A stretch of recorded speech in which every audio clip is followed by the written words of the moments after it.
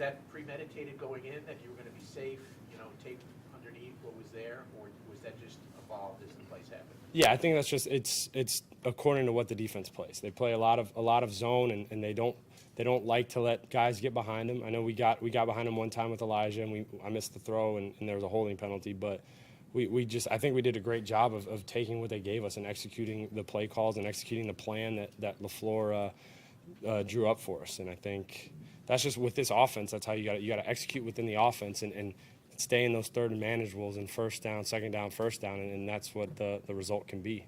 Mike, can you describe, just expand a little bit on LaFleur's game plan today? It seemed like you guys had them on the back foot for a lot of the day today, just kind of, Right.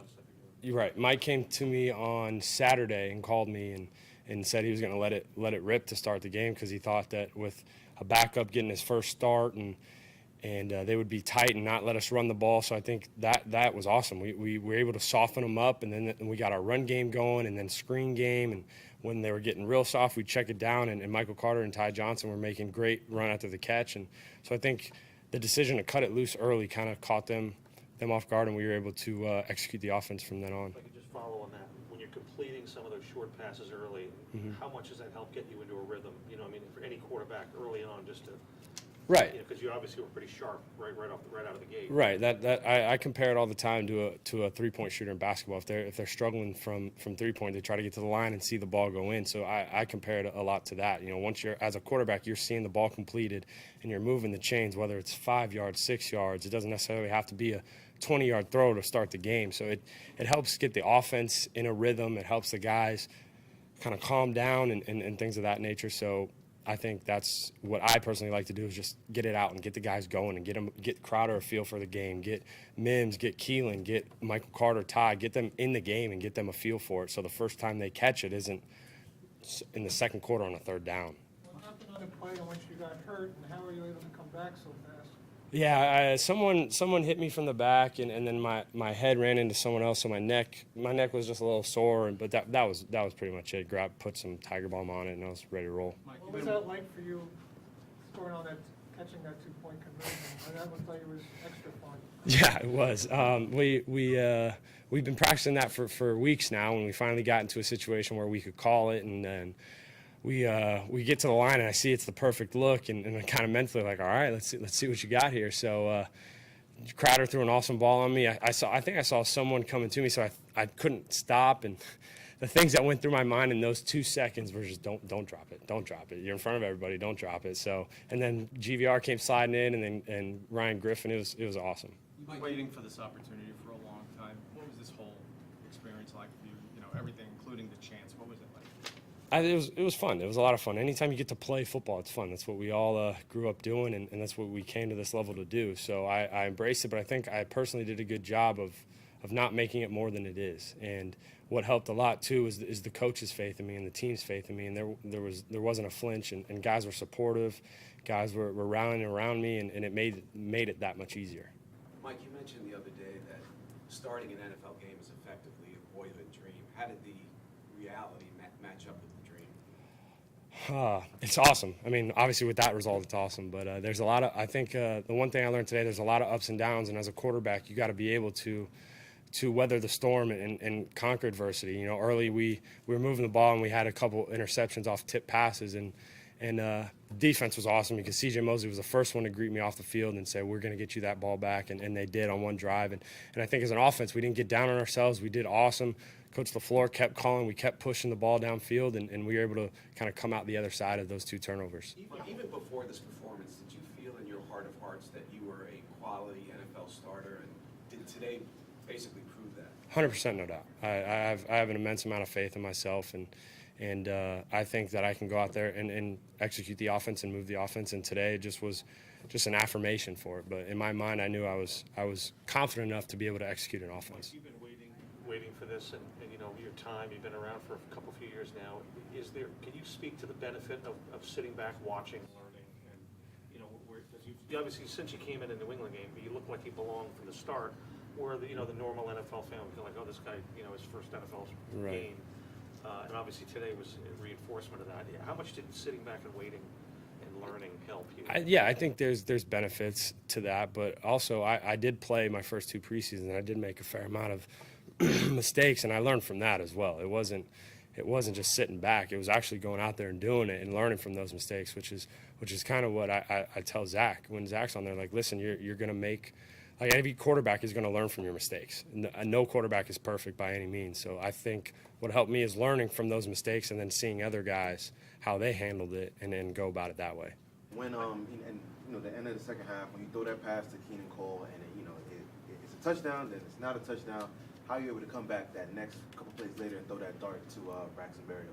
Yeah, that was obviously we got really excited because that was an unbelievable catch by Keelan. I still got to watch it on film to see how they reversed that, but it was just my mindset is I'd never try to be too high, never be too low, and be able to, for something like that, be able to come back and execute the offense and be able to lock back into how much time we have, how many timeouts, what the situation is, if we can complete a ball inbounds or not, to get points before the half. So that was awesome. Credit to my coaches because they could tell that it was up in the air, so they immediately got me, and we started talking about what plays we were thinking, and then they got me kind of locked back into the game. Mike, for months, even up until this week, the Jets have been taking a lot of heat because they didn't go out and get, a quote-unquote, or like a real backup quarterback. And so you're sitting there as the backup quarterback. What are you thinking during that whole time? Like, what about me? Or is there any sense man. of As putting a chip a on your shoulder? Like, yeah, I know you guys got a job to do, but as a player, you can't focus on that. You gotta the guys in that facility are what you need to focus on. You need to focus on doing your job for your teammates and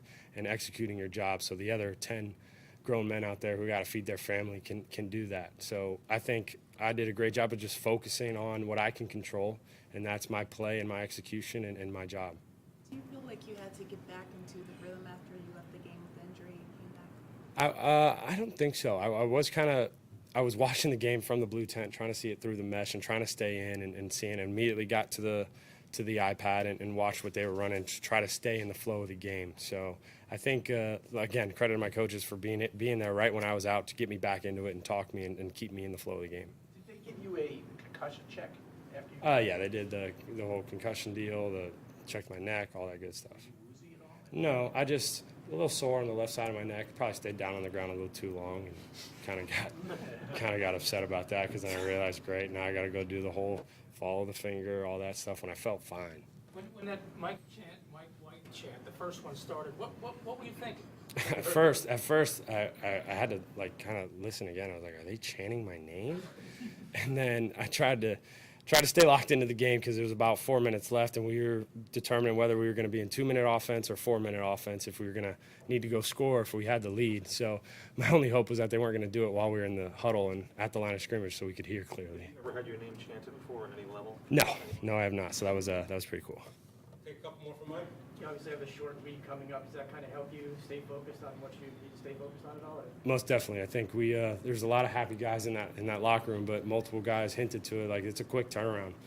Use the rest of the day to celebrate, and as we should. It was a great team victory, but short week, so we got to be able to move on tomorrow and get ready for the Colts. Who's the first person you're looking most forward to, just to call or text and talk about what went on today? Oh, I told Jared, I said I kind of want to get this over because I want to go see my wife and my parents and all my friends that came to the game just to enjoy it and enjoy it with them because they were with me every step of the journey to get here through the ups and downs. So for them being able to be here and witness it in person and for me to go celebrate with them is really special. Well, now that you've got this opportunity and you obviously capitalized on it in a big way, is your mindset now that I'm not going to give this job back, or what is your mindset? No, my mindset right now is execute the job that is given to me, whether that is if I'm playing on Thursday, if Zach is coming back, that's out of my control. My job is to attack every day, whatever role I'm in, and own that role.